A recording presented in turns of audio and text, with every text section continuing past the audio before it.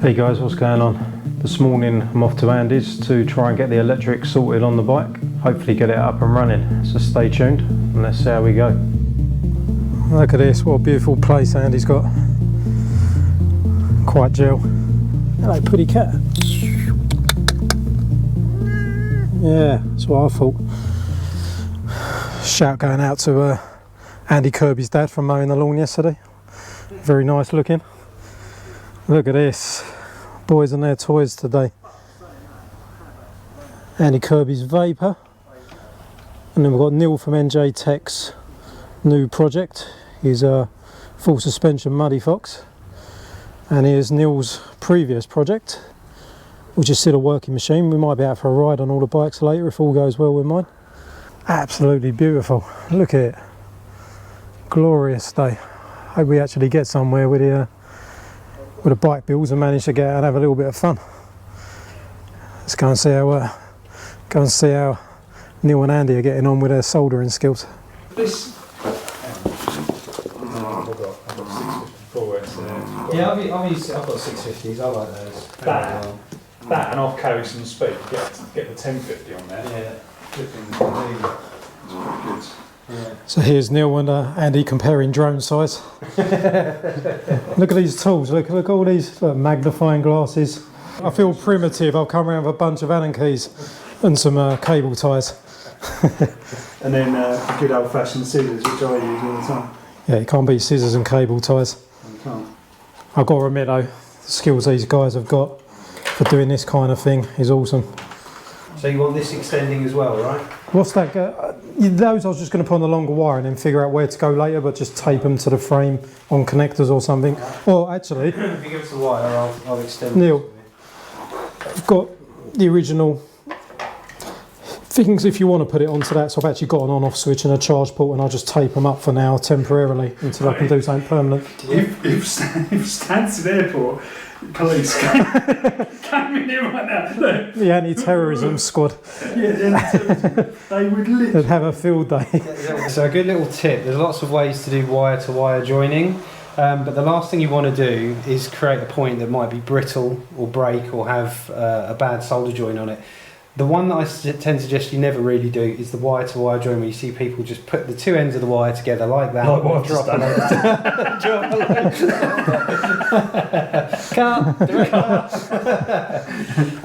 The strongest join that you can get is actually to open the two ends up like opening brush heads up, yeah. push them together, and once they interlock, you give them a little twist.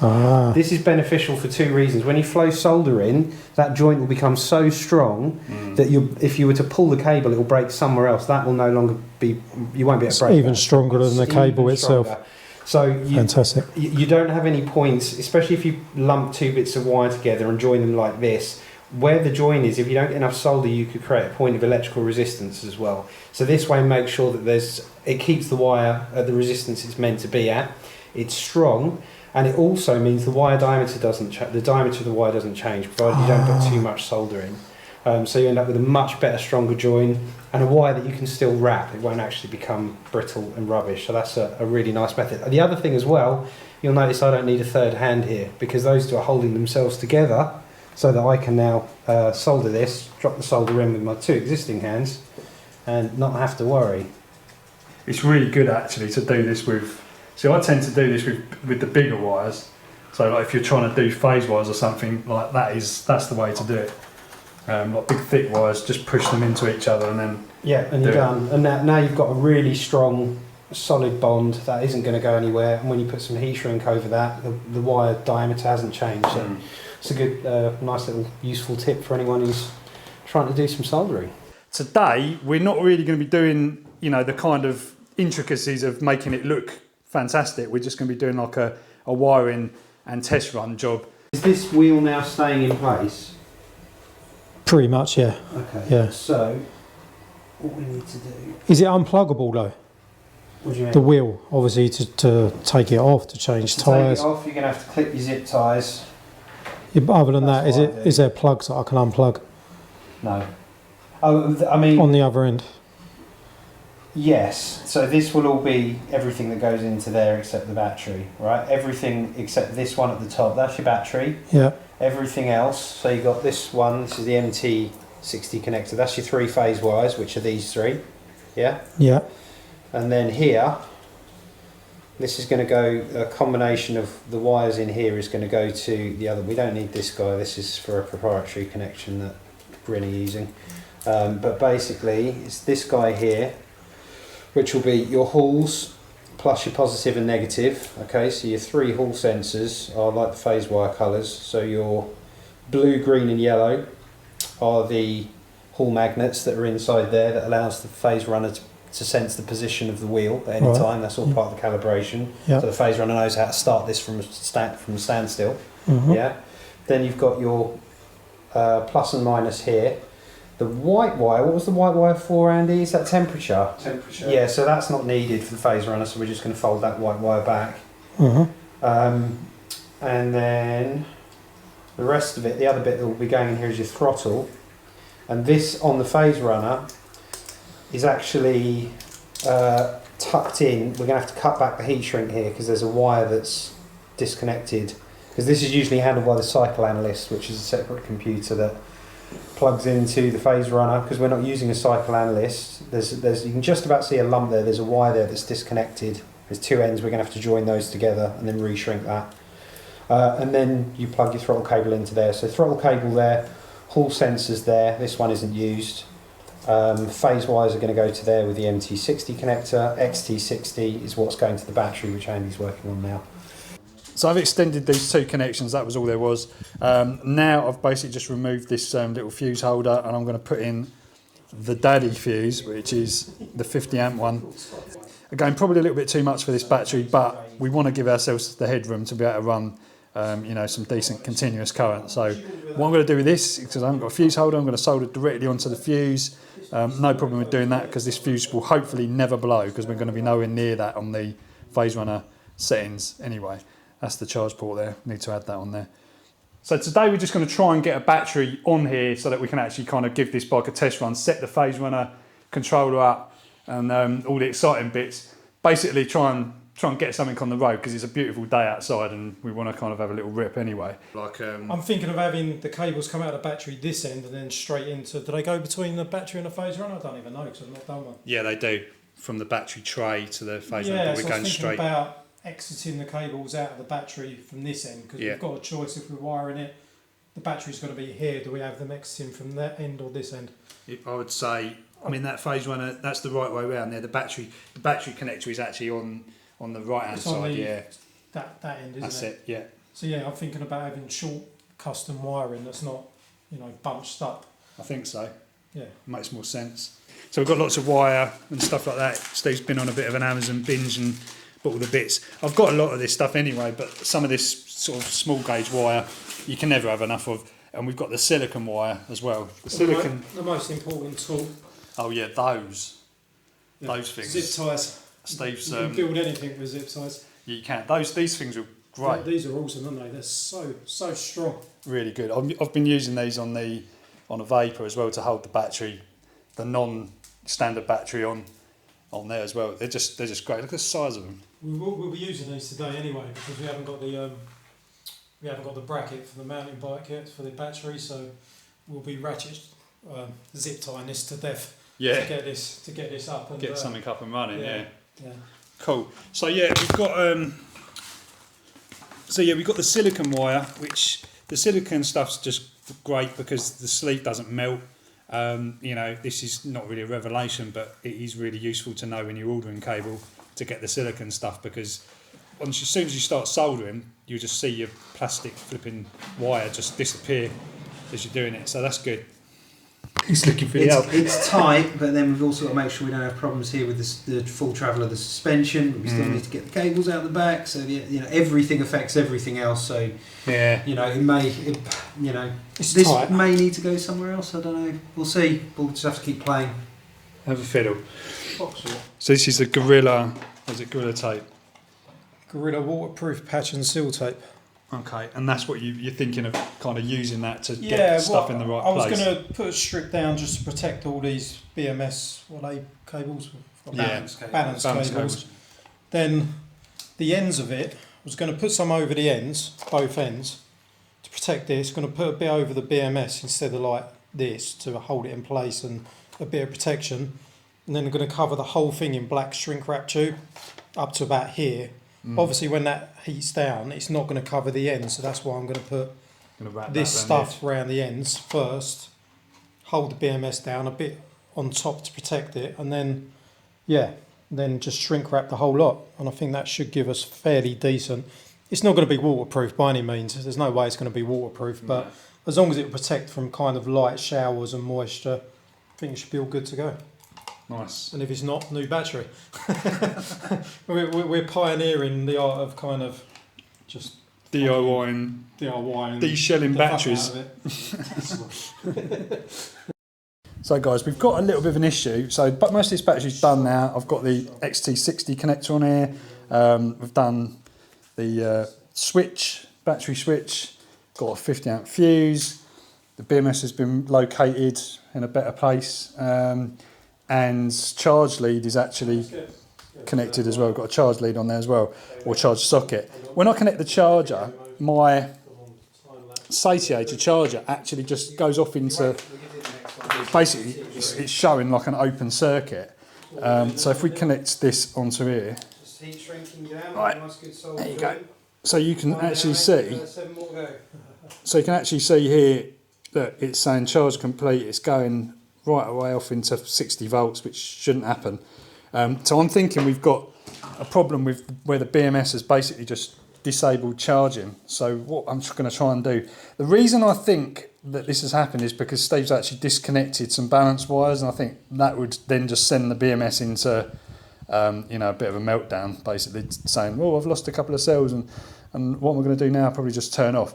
So I think that's what's happened, and to try and get around that, I'm going to basically try and disconnect all of the cells from the pack, and then just plug that back in. So we need to get rid of this sort of messy gloop around there. That is actually a good idea, because that stops the balancing wires coming out whilst you're riding along on bumpy roads and stuff.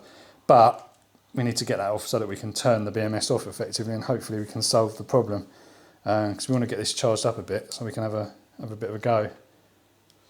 So we're just going to try and free up a bit of this gunk here, and then we should be able to get that out. There you go. And we can just clean off a bit of this. I feel like I'm at a dentist. Yeah, it's a bit like that, isn't it? So what this would do, because basically the BMS is connected, so start again. Basically the BMS is connected on the negative wire here, and this doesn't go anywhere, that just goes to this plug. So the only way this BMS can be powered is if it's getting a positive from one of these balancing connectors, and that's how most BMSs are powered. They're powered by the final positive, which would be the full voltage of the pack. So by taking this out, you're turning the BMS off completely and hopefully resetting it. So let's just try and plug this back in, and with a bit of luck we should be able to get this to work. So let's turn on the charger. Turn this off.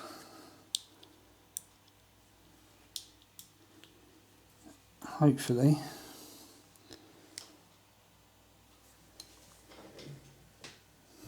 Still not solved it. So I'm going to test the fuse.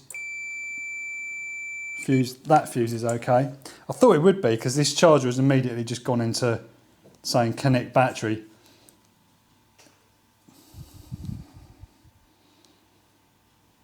I'm going to disconnect this charger actually. So Neil's been working on the connections for the PHASERUNNER, which I'm still looking at. That is spot on. Whoa! Cut. Nice. So we've got our phase wire connection and our hall connection all running neatly down to the back. Yeah, that's it. All at the right lengths as well. So our PHASERUNNER is going to go here, down in this space. Battery above. Nice. So yeah, we'll get that all nice and close so it'll look nice and neat. So the only things left to do are, we've got to put the battery on there and sort of mount it some kind of temporary way. And what else? Oh yeah, program the speed controller as well. So got a laptop at the ready for that. So we're pretty much almost there now. I mean, this is nowhere near a finished product. This is purely at testing stage. Neil's done a fantastic amount of really neat wiring. This Mohawk look was all mine. I take full credit for the Mohawk look. Yeah, but we're almost at a stage ready to connect the PHASERUNNER up and do the programming, ready to take it for a test ride. So it's nearly done, nearly done. We're still all right. It's still light outside. Still got some evening to get out.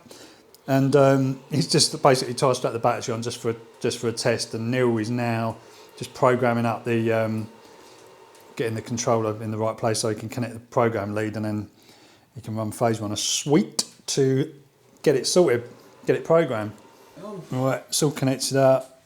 Turn it on. Yeah, got a red light on the PHASERUNNER. Yep. Yeah. Solid red. Right, so lift up the back wheel. Lift up the back wheel. Ready? Off the ground. Hold it tight. Here we go. Launch a static test. Best guess the current KVA motor. Content right. We're going to pretend we don't know that. Launch static test. It should do it. So we're going to do that 3 times. And now keep holding it. We're going to hit next. Here comes the spin. And let's see if it spins the right way. Watch your legs, mate, because they're the pedals. Oh. Wow. That is the correct. Got some torque in that. Yeah, a bit of Keep a bump. it there. It's going to keep going for a little bit. It's going the right way. Yep. Didn't need to reverse it. If that ever does have a problem, you've got a checkbox here if it's spinning the wrong way, and it will correct it in software. Yeah. And there you go. So, Shall I put it down a sec? yeah, you can drop it now. There we go, and that's given us our KV result, 11 points, so it's nearly 12. That's about right compared to all the others, so it's actually worked that out. Yeah, that's it. And then if you lift and spin this, we'll see that in the dashboard, won't we? We'll just go next. Or shall I do the throttle? We've finished. Yeah, if you touch the throttle. Yeah, I know. If we go to the dashboard, in the dashboard there you can see all the different halls as the motor spins. Just lift the wheel off a minute. You can see it going between the green, Yeah, you can see it yellow going and through. blue, different 3 sets of halls. So now, if we go back to the basic setup, This is where this software. this is where we now need to mess around with how we want things set up. So, wheel diameter 26 inch, this is a 26 inch wheel, vehicle maximum speed, are you alright with 99 kilometers per hour? Does that work for you? Should be okay. Maximum reverse speed, we haven't got reverse hooked up, but you could actually do that, right? If you want to put a reverse button in there. Could be the next video. You could do that. 9 kilometres in reverse. Yeah, hook up a reversing beeper.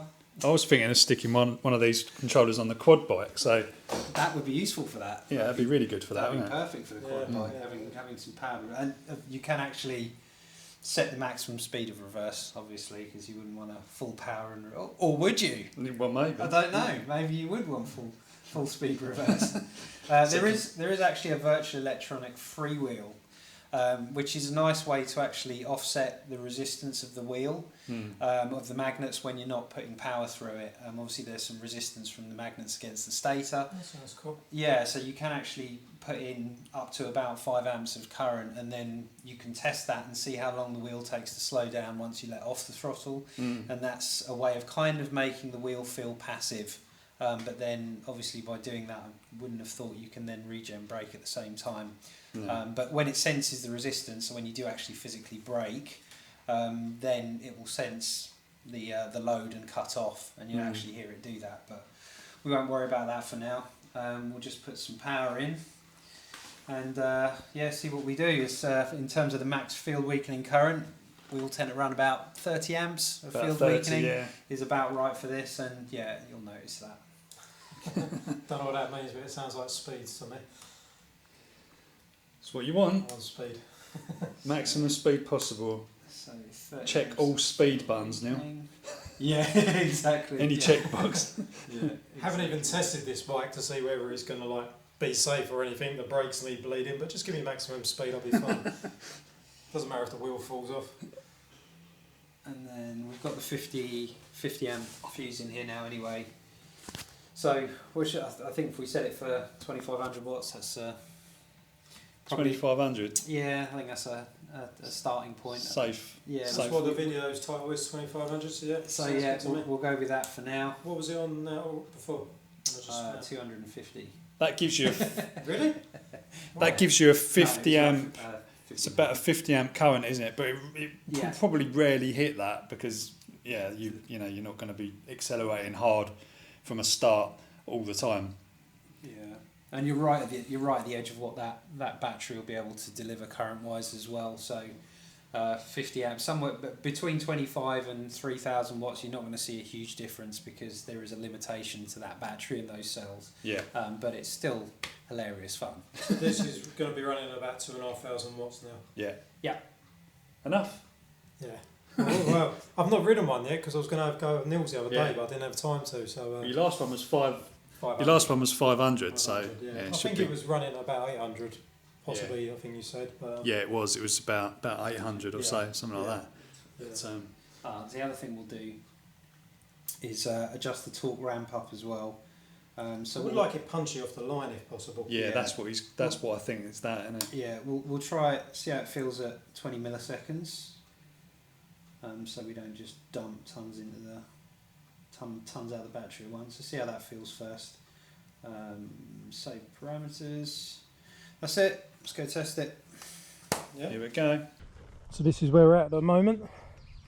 By no means a finished bike, but it's powering up and it's working. So I'm going to go for a little test ride. That's into the sun over there. Whoa.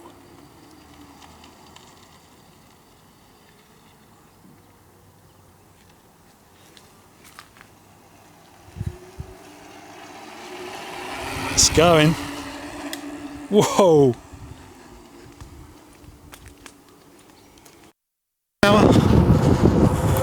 15, 20, 35. And he's basically gone. We have Dude's stuff, orange ST4 Mad Max machine. Everything's kind of sketchy at the moment and not finished. And another sketchy machine.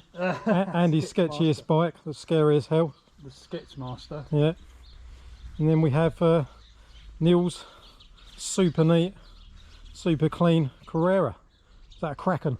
That is a Kraken, yeah. It's a Kraken. Right, It's a Kraken. let's do this, guys. On, then. It's a Kraken. Feel nice to be back on the bike. Ah, it's so good to be back on an electric bike. So good. Yeah, we're going to tear up.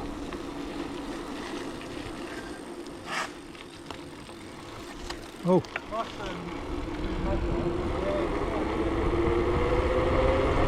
sorry guys. I'm gonna fuck off for a speed run. Speed! Almost 35 already. How much off-road do you want to do? Some light off-roading would be fine to test it out. I do want to test the suspension. Oh, great.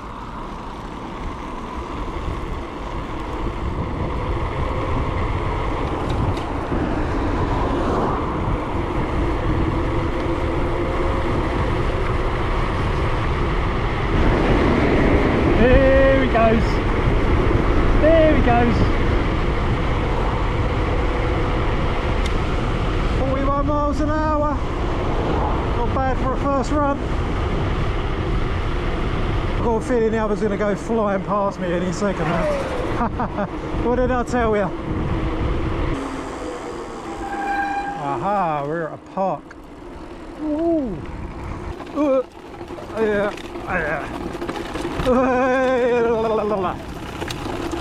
Oh, it's quite nice actually.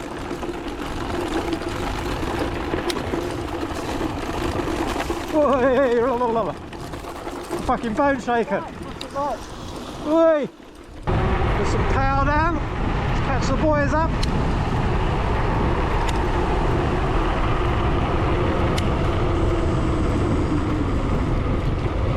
Power through.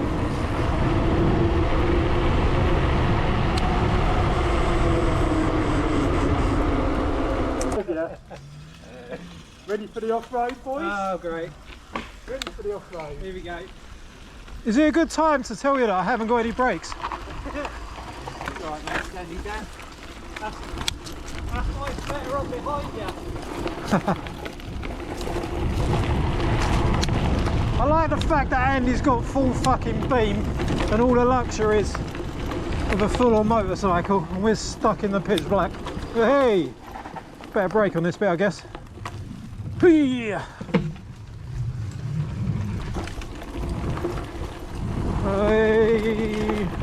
Please don't get a puncture.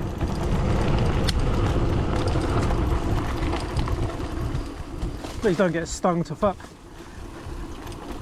Hey. Putting the power down now, trying to keep up with Andy. That was fun. Yeah, nice. Where are we going? Further and further away still at this point, or You can go back round. could do a long this loop round. way, What's up there? That looks like a cool hill to go up. You've been up there ever? Nah. Shall I check out? I'll tell you whether it's safe. If I don't come back, it's not safe.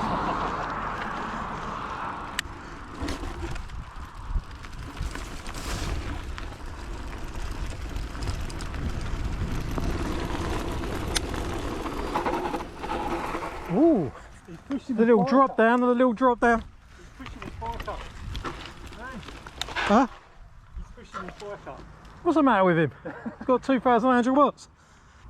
I think there's somebody down there, so be careful all the way down. Alright.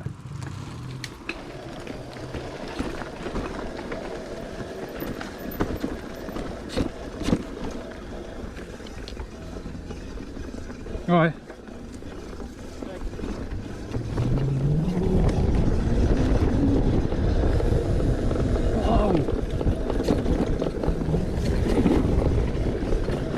It's just the bollocks.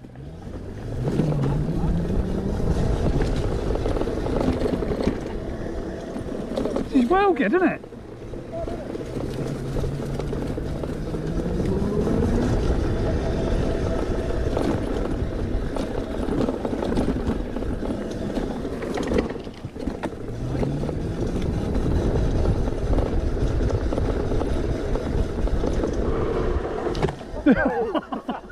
I just realised that And he's getting his drift Neil's on a hardtail and I'm like bombing down all the bumps. That's all good. It's good though, isn't it? All these little... I've already taken this down chick sands. I won't lie. The thing with this, I think because it's a wireless speedo, Mm. it takes a while to pick up the speed, almost like the GPS.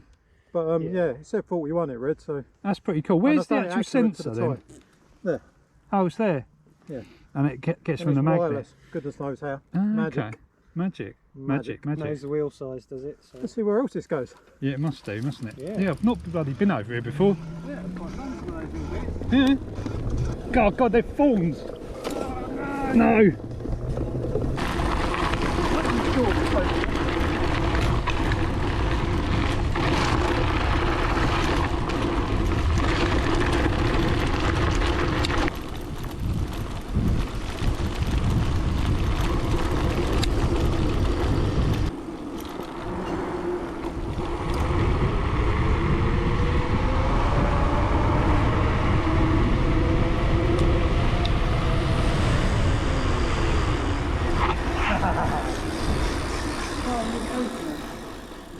Do you know where we are? Yeah, so basically you've just got to go back this way.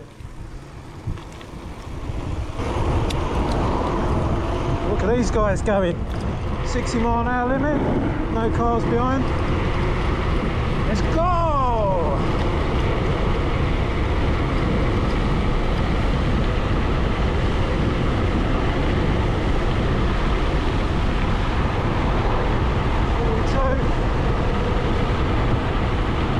Don't pull out, you fuck. Back it back.